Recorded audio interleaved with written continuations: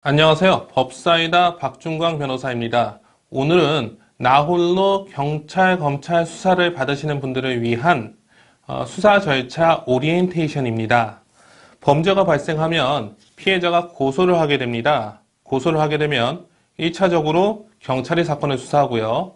2차로 검찰이 사건을 수사해가지고 이 사건을 재판에 넘길 것인지 아니면 재판 없이 사건을 종결할 것인지 결정하게 됩니다.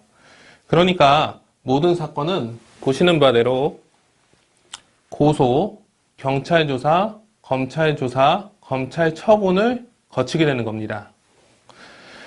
때때로 가해자를 강하게 처벌하고 싶다고 해서 고소를 검찰에 하시는 분들이 계세요. 근데 검찰에 고소를 해도 1차적으로 수사는 경찰이 하게 되거든요. 때문에 검찰에 고소를 하게 되면 시간만 더 오래 걸려요. 검찰이 사건 접수를 해가지고 담당 검사한테 배당을 하게 되면 이 담당 검사는 다시 관할 경찰서에 사건을 내려보내거든요.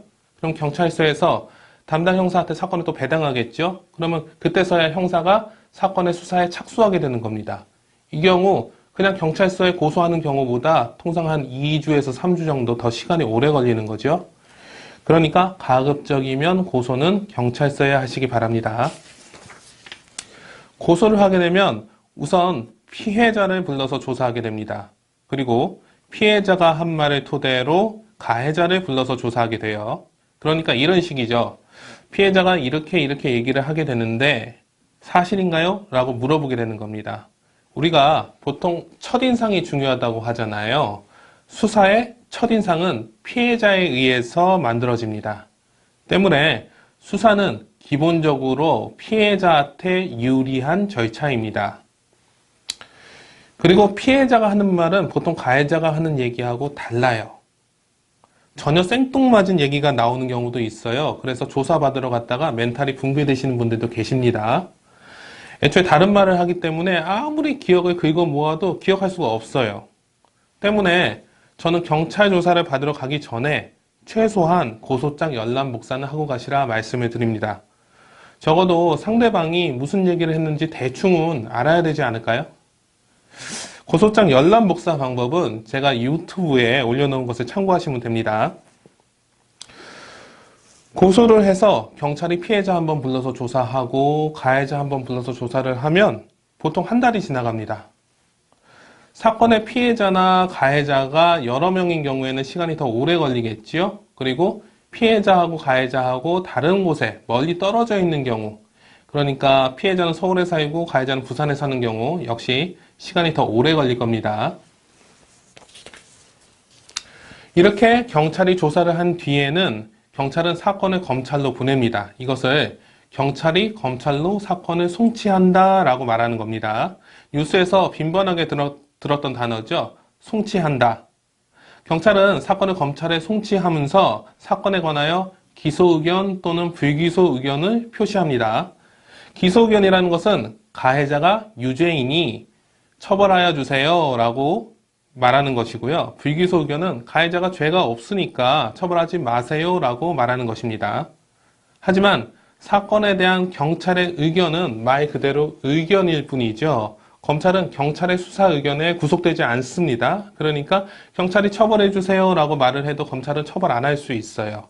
반대로 경찰이 처벌하지 말아 주세요 라고 해도 검찰은 처벌할 수 있습니다. 경찰로서는 자존심이 매우 상하는 부분이죠.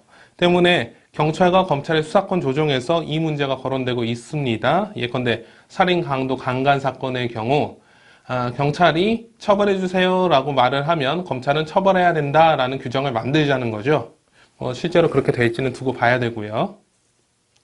경찰이 검찰로 송치한 사건의 80%는 검찰이 수사하지 않고 사건을 종결합니다. 증거가 분명한 경우가 많은데요. 예컨대 음주운전의 경우 경찰이 음주 측정한 수치만 있으면 운전자를 처벌할 수 있거든요. 검찰로서는 이 운전자를 다시 불러서 조사할 필요가 없는 거예요. 단순히 수치를 가지고 이걸 토대로 약식 처분 벌금을 부과하는 거죠. 때때로 이제 검찰에 가서 조사를 받는 경우에 더 무겁게 처벌받는 게 아니냐라고 무서워하시는 분들이 계시거든요. 그러지 않습니다. 검찰은 증거가 좀 부족하다 싶으면 다시 불러서 조사를 하는 것이지 더 무겁게 처벌하려고 부르는 건 아니에요. 이렇게 검찰은 사건을 받아서 증거가 충분하다 싶으면 처벌하기 위해서 재판에 넘기는데요. 이것을 기소라고 합니다. 기소를 할 때 벌금형으로 처벌하는 가벼운 범죄의 경우에는 정식 재판을 하는 게 번거롭잖아요. 그래서 이때에는 약식명령을 청구합니다. 통상 음주운전의 경우 대부분 약식명령으로 벌금을 부과하게 되죠. 그리고 벌금형으로 처벌할 수 없는 무거운 범죄의 경우에는 당연히 정식으로 재판을 청구하게 되겠죠. 우리 드라마에서 많이 보죠. 그런 재판을 청구하게 됩니다.